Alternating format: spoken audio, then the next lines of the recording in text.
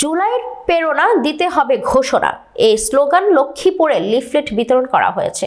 শনিবার 11 জানুয়ারি সকালে বৈষম্য বিরোধী ছাত্র আন্দোলন ও জাতীয় নাগরিক কমিটির উদ্যোগে শহরের উত্তর তেমুহুনি থেকে এই কার্যক্রম শুরু করা হয়। এ সময় সাধারণ মানুষ, গাড়ি চালক ও ব্যবসায়ীদের কাছে লিফলেট দিয়ে জনমত সৃষ্টিতে কাজ করছে তারা। এছাড়া দিনব্যাপী সদরের মান্দারী, চন্দ্রগঞ্জ ও রায়পুর সহ জেলাব্যাপী এই কার্যক্রম চলছে বলে জানায় অংশগ্রহণকারীরা।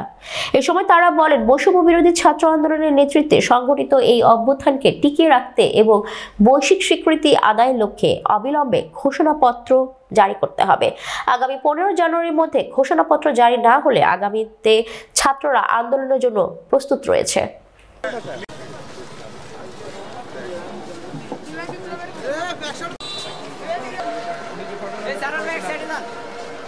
রেগুলেশন যে ঘোষণাপত্র, সেই ঘোষণাপত্র যদি 15 তারিখের মধ্যে যদি সরকার বাস্তবায়ন না করে, তাহলে আগামী কর্মসূচির জন্য বৈষম্য বিরোধী ছাত্র আন্দোলন এবং জাতীয় নাগরিক কমিটি প্রস্তুত রয়েছে।